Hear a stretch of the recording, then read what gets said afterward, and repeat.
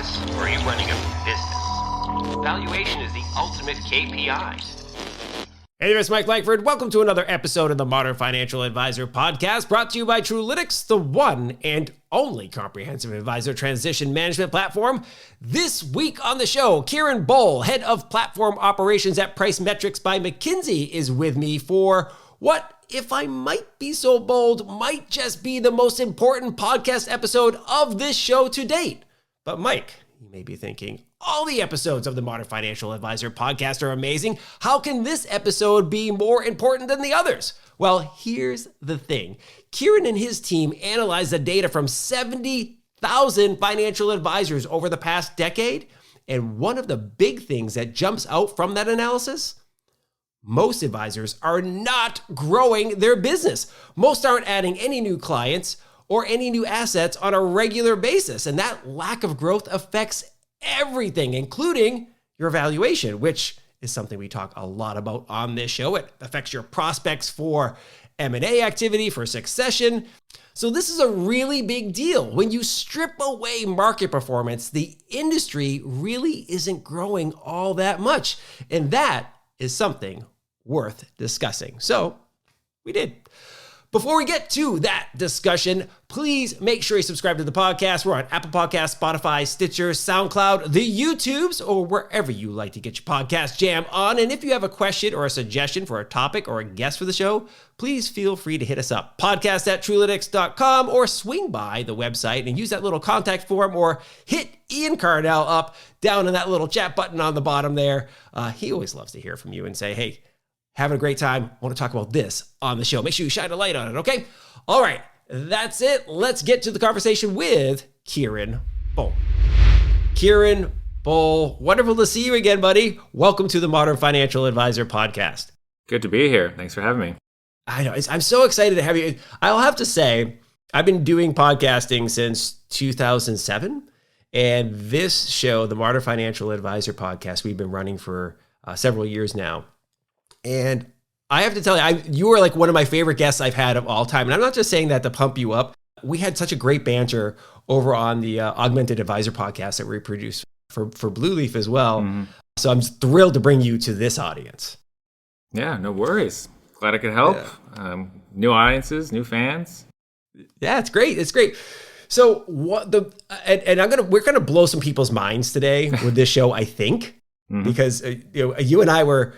Well, actually, I read the study that you and the team at Price Metrics by McKinsey produced called the State of the North American Retail Wealth Management Report.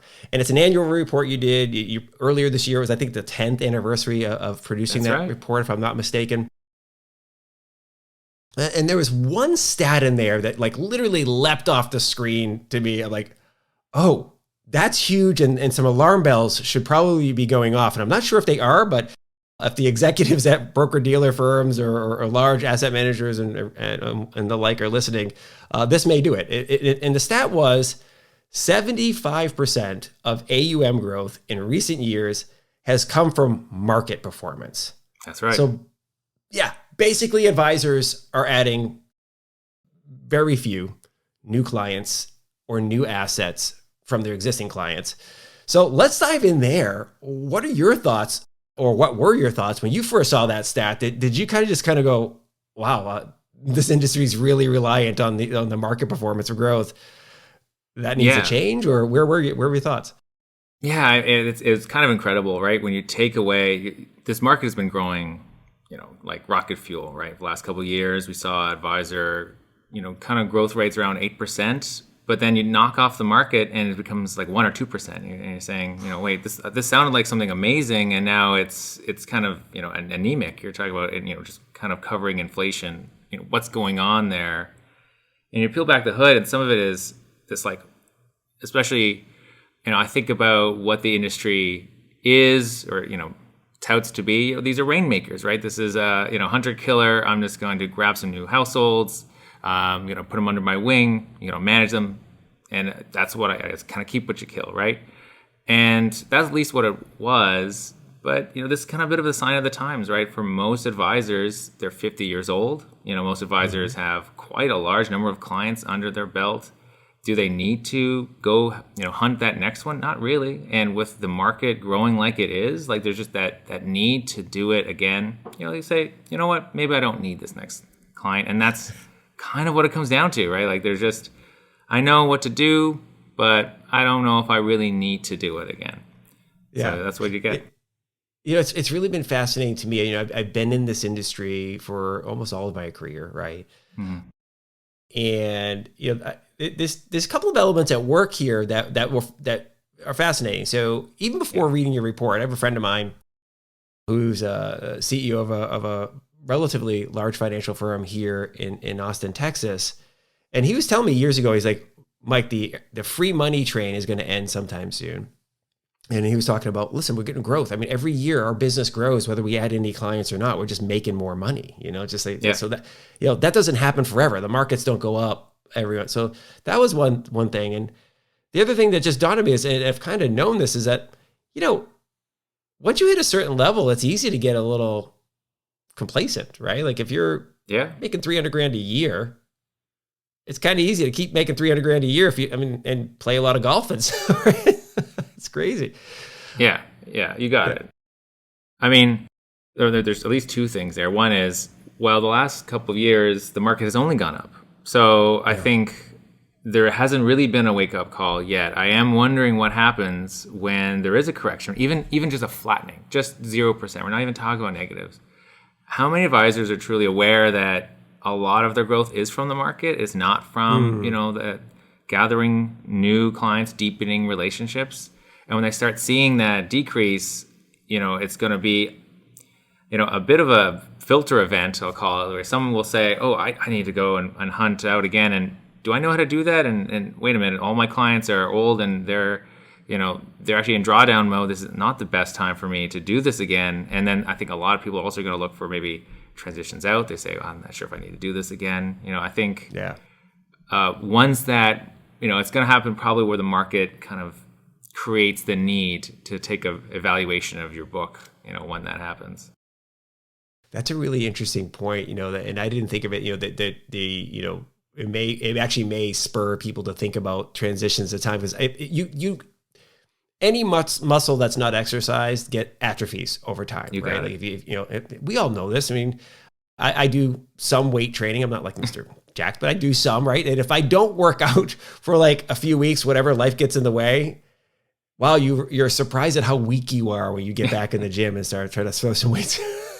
Well, one thing I would say, and this is for both industries, physical fitness as well as wealth management, there's a big difference between going to the gym once a week and no times a week, right? You do want to keep, even if you're in first gear, just keeping the engine on, keeping it humming, I think pays a lot of dividends. It just greases the groove, if you know that phrase from weightlifting, keeps it going. Being in park, not going to the gym, not looking for new clients, it's much harder to get that engine starting again. So it's something to keep in mind. It's really true, and it's interesting. We hear this, and I've heard this for a decade plus. That most advisors will tell you when you ask them, where do you get your new clients from? Well, we get all our clients from referrals. Yeah. Well, what are you doing to spur new referrals, right? And so if you're getting comfortable and you're not actively marketing and you're not actively out there selling, even like you said, in first gear, you've got some process in place where you at least once or twice a month, you're sitting down with a new prospect or something. Yeah. And if you don't have that machinery in place, it's going to be problematic if you need to ramp it up, especially when, one of the things you talked about is like some of your client base as advisors age might be entering drawdown phase. Yeah. Well, the other thing that I think we're all aware of when we look at it from a macro view, and advisors may not see this at their micro view, is that, listen, attrition will happen. Nobody keeps all their clients and all their assets forever. At some point in time, a client will leave you. Even if all of your clients have been with you for 20 years, at some point in time, one of them may pass away, they may get divorced. They just may decide to move and like, you know what, I want somebody closer to my house or whatever. Something's going to happen. You're going to lose a client. And if you have not been in the process of making sure that you keep filling the bucket a little bit, and also we have that down market or flat market, you're not going to have the ability to recover that revenue as quickly as you want. So be mindful of that. That's right. There is a little bit of you're swimming in a river, it has a bit of a current against you, right? You just have to keep moving forward a little bit, often enough, just a few clients. And yes, generally when you ask an advisor, do you have any attrition? They say absolutely not. And then under the hood, generally there's a little bit of attrition each year, and that's okay. That's natural. And you just have to naturally balance that scale with a little bit of growth. The one thing though you did mention is demographics. Consider, that is kind of like the engine of growth, and a lot of advisors have taken that, maybe if either directly as a focus or by accident, you take clients that are similar to your age and you ride that wave, upwards, right? You start when they're 45, they're in accumulation years, they're in, kind of peak earnings, 50, 55, now they're looking towards retirement, even more savings. These are all great, life stages for a client to be in, but maybe now they're in drawdown mode, 65. Yeah. And the market has kind of maybe hidden a little bit of that shift over to that drawdown phase. And that just means the river is coming at you a little bit faster. You have to swim a little bit, against it, even just to stay in the same pace, because they are continuing to draw down, and that's just going to just increase more and more. Yeah. So it's one thing to just really keep in mind is that demographics, that engine can work for you or against you depending on where you are in that book. Yeah. This is all a great way of setting the stage here, but I wonder if we could dig a little bit deeper into some of the stats here. So, we had the blanket stat that, 75% of the growth is from the market performance and so forth. And I think we've done an adequate job of letting people know, like, hey, you need to focus on growth, have some there. But I imagine if we dig a little deeper into your stats, there are obviously some advisors who are probably growing rapidly, right? And RIA firms that are growing rapidly, while others are shrinking, right? So that drawdown mode you talked about, right? And then we got I think probably the very big wide middle of folks who are kind of relatively flat. What kind of distribution did you see in the data? I mean, and just to let folks know who are unaware of how the study was conducted, you have direct data from 70,000 financial advisors on your system. So you didn't just like pull that, this wasn't a survey that said, hey, 75% of growth is coming. This is like, no, we can see you. We know what's happening. Data, right? That's right. So this is real stuff. So what kind of spread are we seeing here in the distribution of advisors who are growing versus flat and shrinking? Yeah. So, and just, holding on for 1 sec on what kind of data we're looking at here, you're absolutely right. About 70,000 advisors in North America. We have monthly feeds. We are very granular in the kind of data that we look at for every advisor, every account, the type of account, the revenues, the assets. This is not a survey where you ask advisors, how are they growing? We're actually looking at their actual growth rates. We're looking at what the market effect was. Very helpful to know what's going on, and sometimes also to ask advisors, hey, what do you think is going on? To ask clients, what your perceptions are. Marrying up those different levels, we find that we can add a lot of value, a lot of insight there. In terms of distribution, I mean, generally, obviously, there's a wide swath. We like to carve up the industry into, kind of 4 different buckets. Generally, this is all about life stage, first of all, right? When you're younger and you have lower assets, you're probably going to have to grow faster. We do see that a lot, right? There's kind of like a rookie structure, and you must grow or you will exit out of the industry one way or the other. Right. And so, for an area there, I think that's a bit obvious that there's going to be some growth. There are maybe the other side of it, which is kind of like your rock star. They always keep growing. No matter what, they're amazing. No matter what level of assets they have, they know what's going on. They're thinking about their business. They're thinking about their value proposition, what clients that would resonate with that. And then you have these 2 other groups, right? And one of them we label it kind of complacent. They have assets. They never really had a breakout year where they had this amazing growth and they made it to the next level. So they're kind of just floating on by. They have maybe some structures in place on everything, and they're typically like a solo shop. They like their life stage that they're in. And then there's the other side, which is what we call advisors that are enough. Like we have this enough category. They're really big.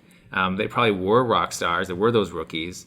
They've got, a very nice, comfortable lifestyle, but they don't really feel the need to grow again, right? It's all about ability and motivation. They have the ability, but they don't see the need to grow. Yeah. And what we find is that over time, that enough category has just grown and grown and grown over years. More and more assets are managed by those advisors that don't need to grow again. They can, but they don't see it that way. It's so understandable, right? I mean, so before we click the record button, I was telling you about I'm going to go see my daughter play basketball tonight. Mm-hmm. And I have a son who's also a teenager in high school, and it's one of those, hey, having a lifestyle business is a good thing, right? Like you get to a point where you're making really good money.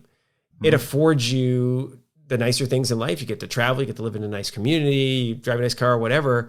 But the nature of a financial advisory business is such that it also gives you some pretty good flexibility on time, right? I mean, you're open when the market's open for the most part, but look, you could take time off to go see your daughter play basketball and not worry about a financial advisor emergency. Like there's relatively few. And so it's understandable that if to your point, if you're in that early phase, you grow your business rapidly, you get to a point where you're making really good money, that might be the time when you're starting your family and the family's kind of coming into form and so forth. And it's really easy to get into that comfort level there. So it's actually pretty understandable that somebody might navigate into that lifestyle business and stay there. Yeah. I mean, and again, it depends on what you want as the advisor.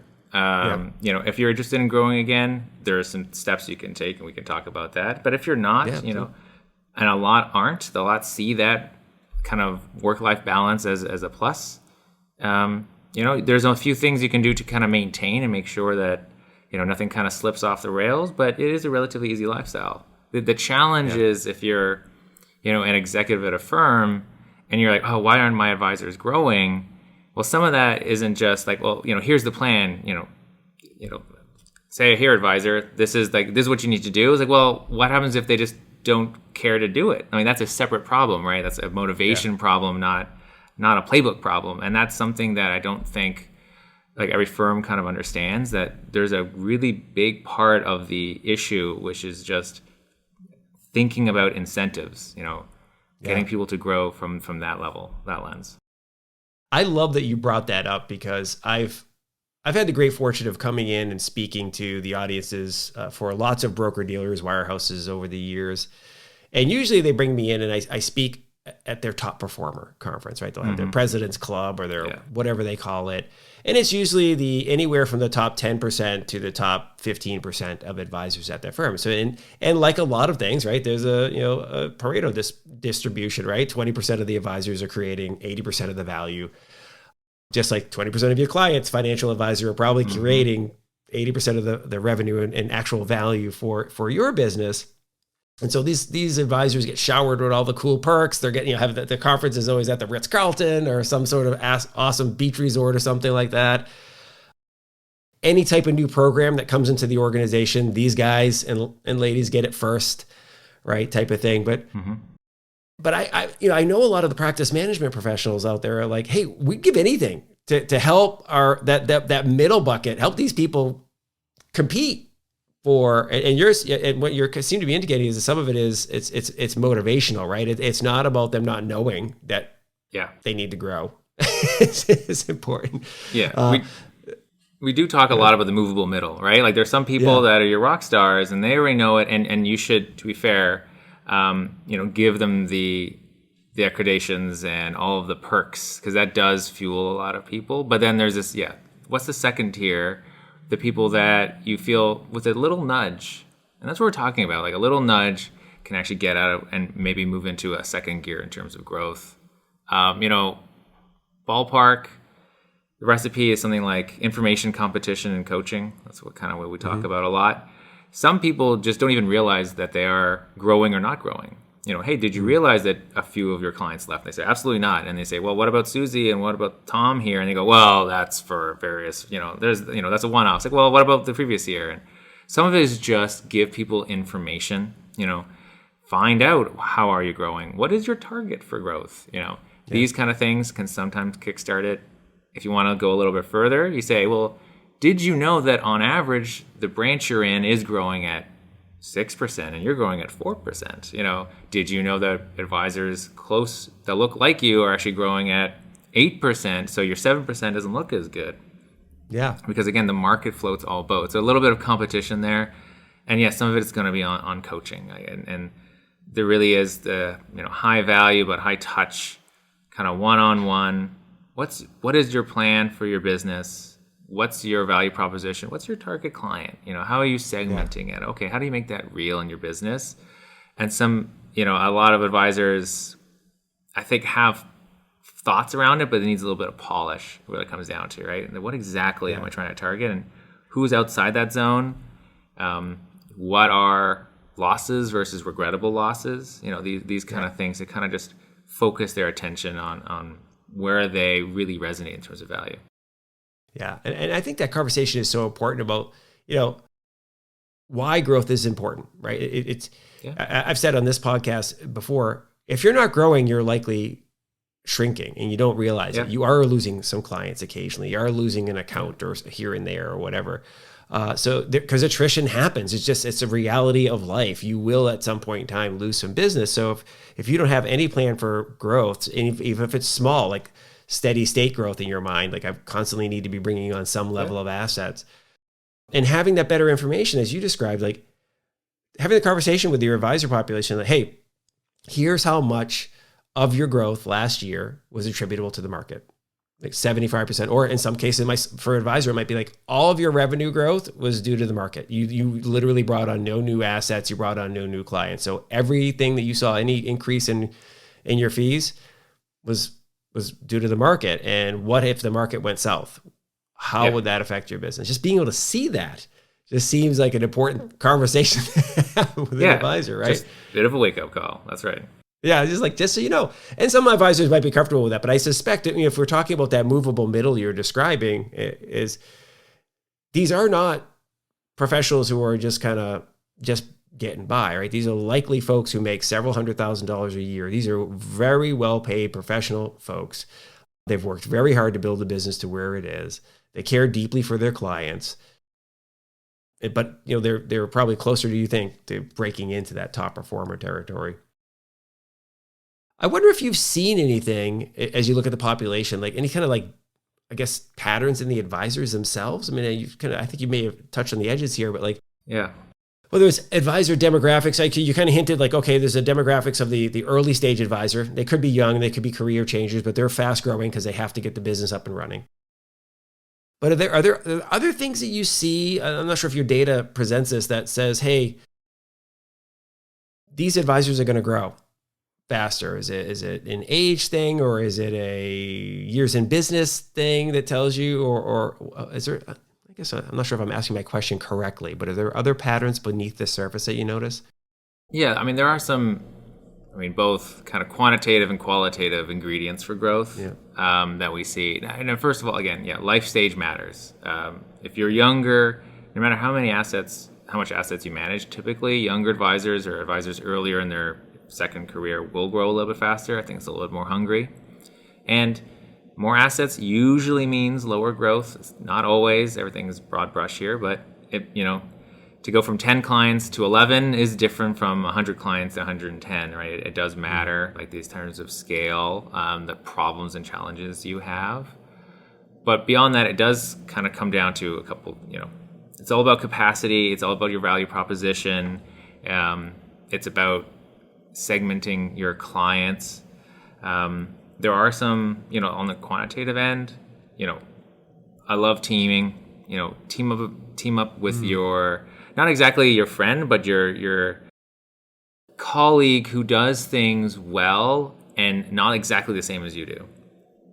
Maybe one of you is the rainmaker, and maybe the other person is the cultivator, someone who, specializes in financial planning or has a brilliant network in terms of other experts that they can bring on.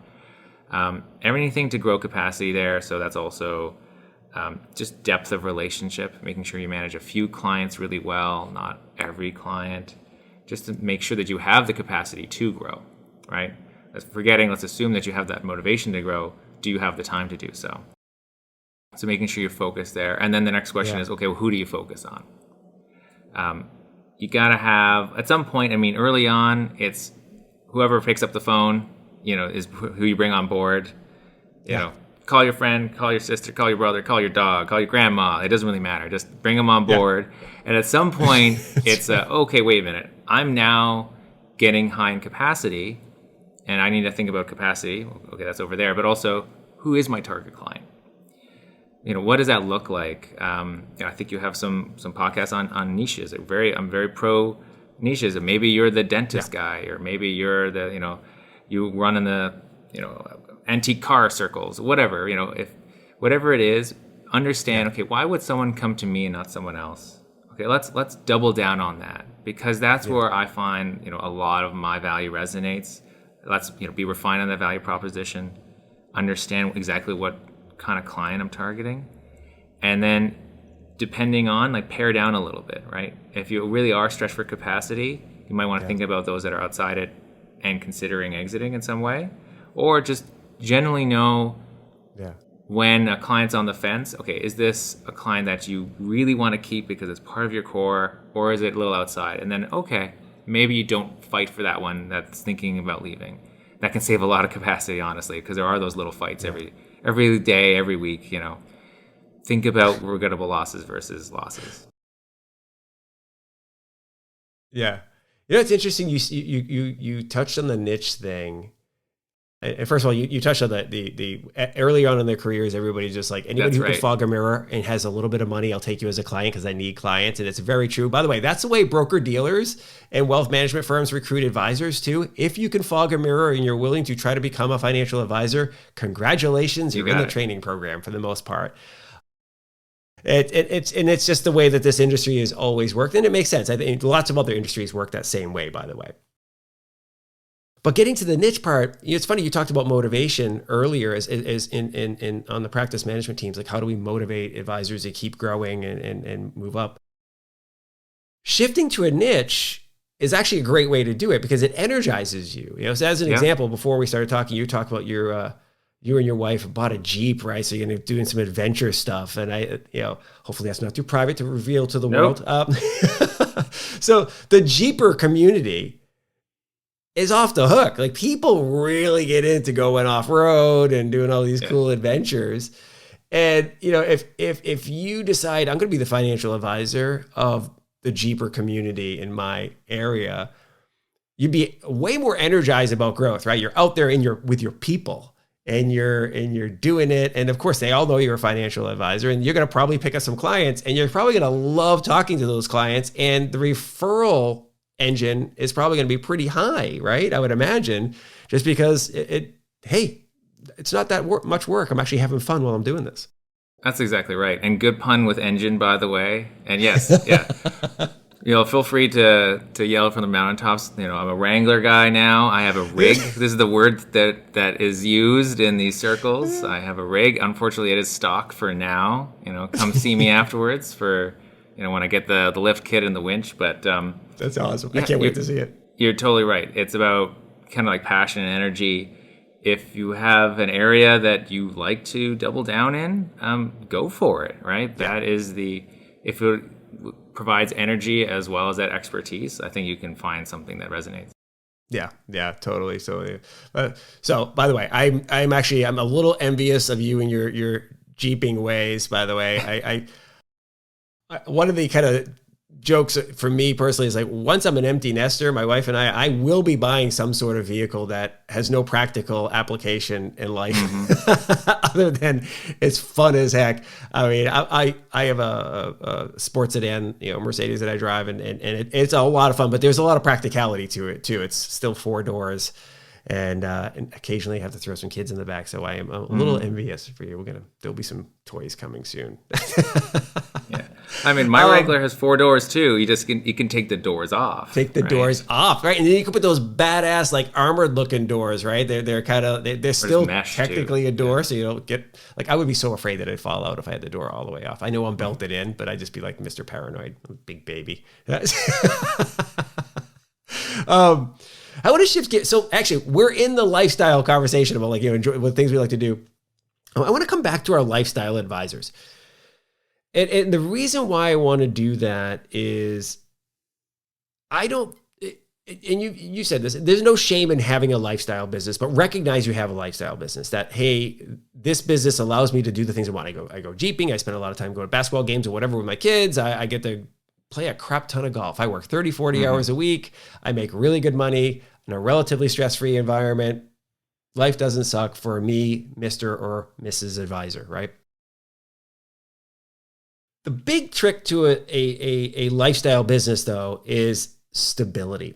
I've talked to a few heads of practice management around the industry, and that's one of their laments is that some of their advisors are living a $500,000 lifestyle, right, with a $400,000 kind of revenue stream. I'm like, and so they're at great risk for kind of some instability, right? So if you want a business, now first of all, you should always spend below your means, but even if you are spending at your means or below your means, there's still some risk in there because of the markets up and down.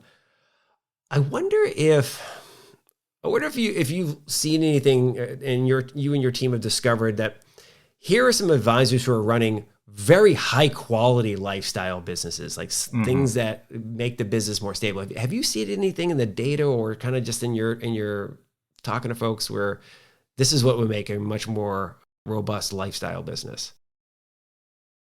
I mean, yes. Again, this is let's paint the picture here that this is someone who has a certain amount of assets under management. Like they can afford the we're talking about pulling in $400K, something like that, right? This is not someone who's starting up. You're in a phase where you could take your foot off the gas, proverbially. It's someone who definitely knows their value proposition. It's very, very sharp, right? Someone who knows their client segmentation. And can come in there and especially has a niche that resonates with that new client, says, you know what, this is great. Like you can talk to some advisors and really within 30 seconds you go, wow, this person knows it. There's like the Picasso kind of anecdote.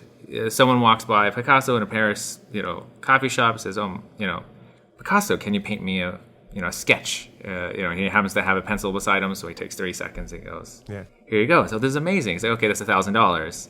Person goes, but it took you 30 seconds to do. He's like, no, it took me a lifetime to do. Yeah. Right. It's that idea of like, no, you've made it now. You're in this life stage where you don't have to grow again, but you do have a lot of wisdom and expertise, and you can provide that, with a lot of scale.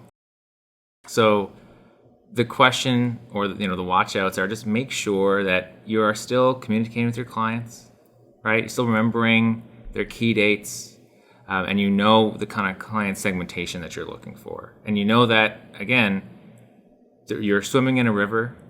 There is going to be a bit of a current. Keep looking for new clients. Keep looking for the clients that are part of your niche, but maybe also a little bit younger, because I expect if you're in that kind of high quality mode, you're a little bit older, just make sure that you can keep that pipeline moving forward and not keep looking at the same clients, the same demographics, and have that river keep flowing at you.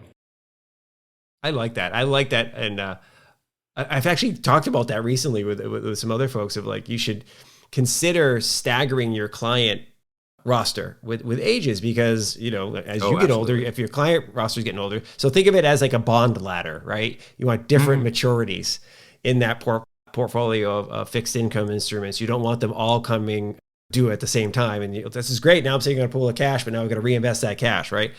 And it might be a way higher rate. So stagger your clients, get some young ones, get some older ones, and so forth. It's because the older ones will get into that negative net flows. And that's kind of like where I want to go next, which is you're amazing at the transitions, by the way, the segues. So one of the core concepts that we talk a lot about on this show is advisor transition. And some studies recently, one by a firm, said 40% of today's advisors are set to retire in the next decade. Yeah. And so we can expect to see a very high volume of successions, right, internal. And we can also expect to see probably a high volume of M&A activity. But one big risk for these retiring advisors is that their business will begin to decline as older clients begin to consume assets for their own retirement needs. And other client relationships due to adult children taking control of their affairs or death, unfortunately. But it happens, right? It just, I've talked about it a couple of times. Attrition happens, assets, that asset pool will shrink. So, but you mentioned in kind of our notes back and forth in prep that 40% of advisors have negative net flows in their business. And I suspect a good portion of these advisors are a later stage in their careers. Maybe I'm wrong. Maybe you'll say that it's all across the thing. But have you seen any warning signs that an advisor or a practice management professional can look out for that would let an advisor know, hey, listen, there's some risk of you sliding into negative net flows? Yeah. And it is everyone, but yes, it is more so skewed towards the older, the enough category. Hey, I'm working 30, 40 hours. This thing runs on its own, right? And just keeps on plodding forward. Well, a lot of that is, as we were talking about before, is a lot of that's market, right? And you kind of just need to make sure that you're in that first gear of attracting new clients, because there is a current against you that you may not see because the market is kind of hiding it a little bit right now. So keep moving that forward. So that's kind of like table stakes. Yeah.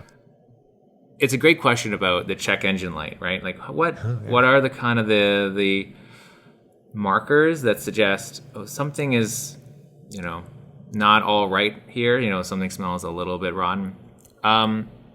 Couple things that come to mind, one of them is making sure you know all of your clients. And what I really mean there is not just, and I'm going to use broad brush, but often enough, especially in the older generation, there's a husband and wife combo, and the husband is the one making the decisions financially. And you, the advisor, have a core, deep relationship with that husband. You go golfing together, right? Take him to this antique car show, apparently, and you also go, jeeping on the weekend. That's probably the wrong verb. It probably is the right verb. Possibly. Someone's going to correct me. But maybe you don't know the wife. And what we've found is that's very, very common, that you don't actually have a strong relationship with the spouse or with the children. And this is one of those almost existential threats of eventually, no one likes to talk about it, but people do pass on. And more, it's the husband first. And you say, okay, well that's fine because the family knows me. Well, you really have to be sure. Like, do they? There are good tools to get deeper in. Financial planning is great. Set out the goals, the roadmap for the entire family. But what we've found is when a husband dies and the money is transferred to the widow wife now, 70% of that widow will leave their advisor within a year. And that's monumental, right? The transition, we all talk about this like massive intergenerational wealth transfer. Well, before the money transfers from the parents to the children, it's going to go probably from husband to wife first.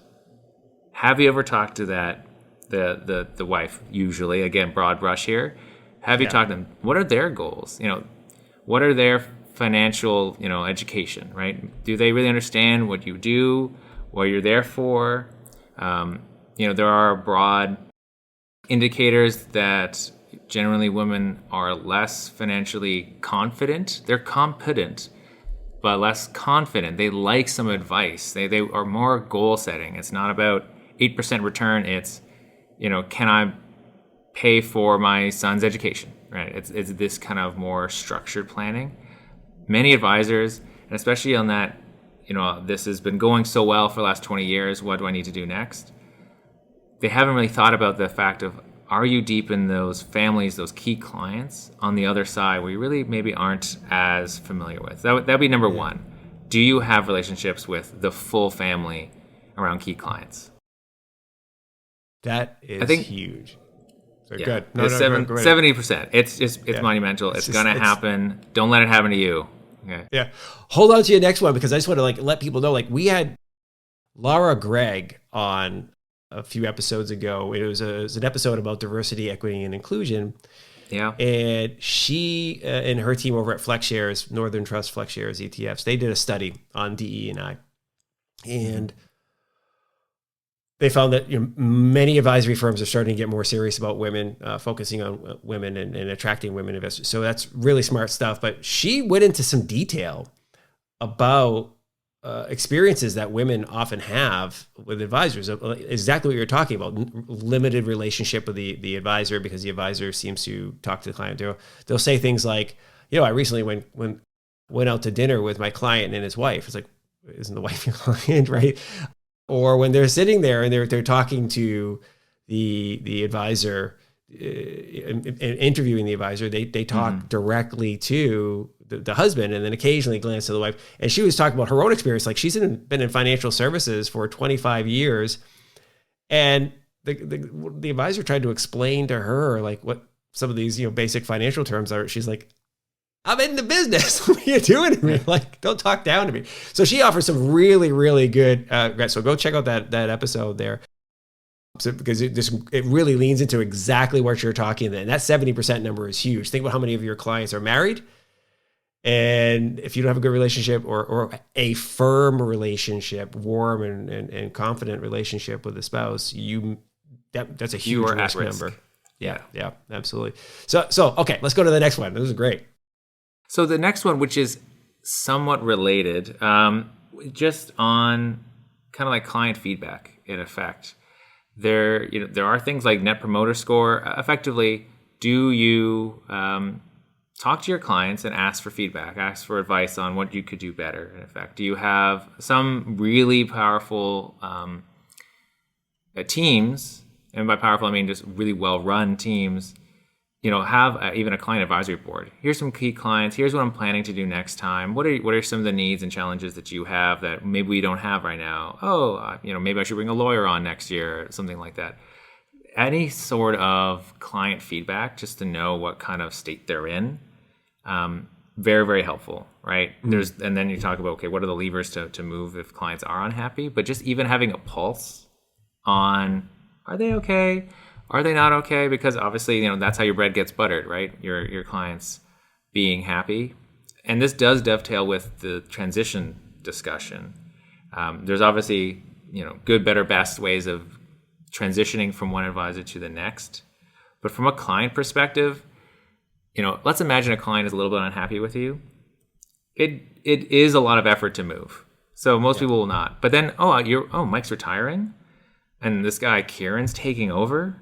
How do I really know Kieran? I didn't really love Mike to begin with. Maybe now is the time to switch. Yeah. And so when you start moving that transition over, and then suddenly there's a lot more attrition than you thought, maybe there was something that was already a little bit, underneath the surface, not quite right. And it's those kind of client feedback, making sure all your clients are happy, especially your key clients, having a voice for them that can communicate back to you what they want. I mean, that is really, really powerful. And that's a good check to make sure that you're running a really strong business.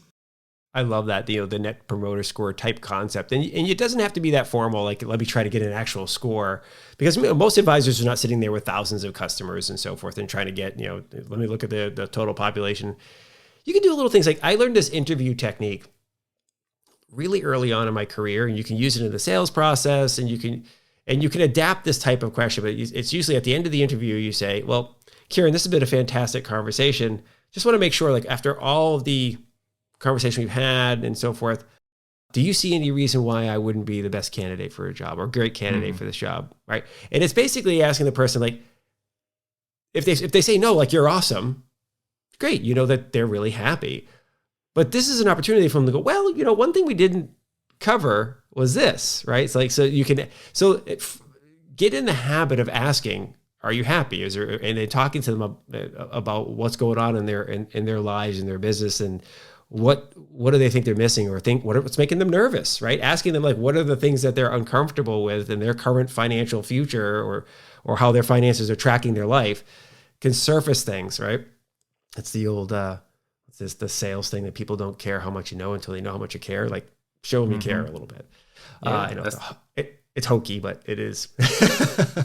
But that's your differentiator, versus the online algorithm, is that you have that personal high touch feel, right? You remember their birthdays, you remember their graduations, you remember that they love opera, and so you send them some tickets every once in a while. Those little gifts, just amazing in terms of the return you get for those kind of, I remember you, and I'm just telling you how much I care. But and then have a little bit of feedback. Was this useful for you? Was this conversation helpful? Like, anything I could do for you to kind of help, yada yada yada. We're coming in, kind of rounding third, heading for home here on this conversation. But I think that is such an important thing. They are there for the relationship. I mention it all the time on the show. It's like, listen, every other financial advisor out there sells the same products you do, same stocks, bonds, and mutual funds. Basically, they charge about the same price you do. Right? They have relatively same education as you do. Right? So basically, it's a relatively commoditized service when you look at it on paper. They're choosing you because of you, because of the way you make them feel, that they feel confident in their financial future. Like they related with you, they chose you. Make sure they keep choosing you, right? Make sure, remind them of why they chose you just by diving in deeper on those relationship builders. Last thing I wanted to talk to you about, and we hinted at it a little bit here, is M&A, right? So while most of our conversation here has been on organic growth or lack thereof, unfortunately, we're seeing advisors, many of them, turn to M&A for their growth activity, right? They're like, I'm just going to acquire another book of business, or I'm an RIA. We've got an RIA firm, small one. We're going to go buy another RIA firm. What M&A trends are you and your team finding most interesting as you look across that gigantic population you have visibility into? Yeah, so I think a lot of this is kind of spurred by the growth of the RIA space, which is just crazy amounts of growth in the last couple of years. And there are some reasons for that. Partly, it's right back to the top of this podcast. It's about where are advisors right now. And it's a lot of advisors that are looking for that transition. You're looking for maybe retirement. RIA is a bit easier to make it, to see the end game, right? To have your book on the open market and kind of start thinking about exiting. But generally speaking, especially in the RIA area, there is a lot more freedom, a lot more independence you have versus in a big firm where they provide you a lot, but they also expect a lot. And if you are someone who isn't looking for that next tier of growth and is maybe looking for what we talked about before, I want a high quality lifestyle business. Well, maybe I don't want the pressure. I want to run totally independently. Maybe I'll just move on over to the RIA type space. Yeah. And that also might mean, I'll be willing to accept moving into a new team, or selling my book to an old one. And to be fair, I'm very bullish on teams. I think teams are great. Specialization is great. It holds people accountable. Usually there's a little bit more goal setting because you actually just have to write things down. Everything is just really, really powerful there. So, and then there's another option or another reason why there's just much more M&A is because we have seen that net new assets are hard to come by. And if I want to grow and I feel that the way, what does a quality book mean to me? Oh, it means more revenue. There's a little bit of a knee-jerk reaction. Okay, I'll just find someone else that is looking to sell their book. I'll move on and grab their clients and just grow in that way. The fear there that I would have is the niche could be totally different. Your client segmentation is totally different. Your value proposition could be totally different. Be very careful about what you're purchasing. Yeah. And understand what the demographics of that book. It's not just, it has this much assets and this much revenue. What will that look like 5-10 years from now? Is there something a little bit off there? Look for Net Promoter Score as well. Yeah. Making sure that those clients do, move on over and not actually leave in a way that you did not expect. Yeah. We talk about that frequently. The cultural fit is so important, right? It's like, it can look great on paper, but to your point, similar target markets, right? Similar investment process style, right? Similar style of, the way you interact with your clients and so forth. So important. This has been fantastic. This is awesome. I love having you on. So you got to have you on more often. We're going to dig into more of these topics here. What are you guys working on? Can you give us a hint on any of the new stuff coming down the pipe? Like, what's the next study that you're working on analysis? Financial planning, I would say, would be without question. More and more, we see that financial plans are just great. I mean, they so much depth, communication. It allows you to structure your value proposition. I mean, most people, I'm sure every advisor who's listening has a value proposition that's really, you could, cut paper with, but often it needs a little bit of refinement. The financial plan is a way to kind of articulate that, put it on paper, present it to the client, have the client receive that value and feel it. We don't have, a complete data set that says exactly what the benefits are from an advisor perspective of doing financial planning. But that one's coming. I just think there's just so many benefits there. Not every advisor does it, but everyone really should. It's a recipe for that success. Yeah, I had Tony Steek on, who's the Chief Operating Officer President for Naviplan. Advised at Naviplan. They were just recently acquired by InvestCloud. I think that's who acquired them. And he was talking about financial. Now, he's got a vested interest in this because they make financial planning software. So take it with as it may. But financial planning is one of the last bastions of revenue stability. He called it, because it's like, listen, if you're doing it right, clients are going to pay you for the financial plan, right? You're not just going to kind of give away just an asset allocation model that meets their financial goals. This is like something you can be doing every single year, providing to your clients. They'll pay you for it. And then it allows you to understand them more completely, as you said, and you can discover other opportunities for growth, right? Whether it's extended family members or other needs they have, it could be insurance and so forth. So I think you're spot on with that, Kieran. Well, this has been fantastic, sir. So excited to have you on the show. People are going to want to follow up with you. What's the best way for people to reach out and follow up? Basically, Google Price Metrics, probably the easiest way of doing that. You can take a look at our CA Retail Wealth. I think it's on our website. I'm sure we can have my email even in the chat somewhere as well. Okay, cool. Very awesome. Well, thank you very much, sir. Wonderful having you on the show. Likewise. Thanks for having me. Thank you very much for listening to and or watching this episode of the Modern Financial Advisor podcast. It's always fantastic to have you with us. Huge props to my man, Kieran Bull from Price Metrics by McKinsey. I have been looking forward to having him on the show to talk about this topic for months and months now, ever since I first read the analysis that he and his team did for the state of the North American retail wealth management market, the 10th annual version of that. I saw this little data point about 75% of growth is due to market performance. And I had kind of known that for years, but to see it done and see such a large quantitative analysis back up that hunch, if you will, was really, really impactful for me. And I'm like, we got to dig into this. And I was so grateful for him to come on the show. And I hope you got a lot out of this, and it spurs you to action, frankly. Take action on this analysis, right? Don't wait for the market to turn south or sideways or whatever and have it affect your business. Start thinking about ways to get growth moving. All right. As always, like I said at the top of the show, please do make sure you subscribe to the podcast on your favorite podcast platform and send those questions and suggestions in for guests. Podcast@Truelytics.com. Swing by Truelytics.com and use the contact form, the chat button, or hit us up on the socials. We're active on LinkedIn, Twitter, YouTube, wherever you like to hang out and interact with the world. You can find us there, okay? Hope you're having a great day. Please be safe and be nice to each other. We'll see you next time on the Modern Financial Advisor podcast. See ya. Bye.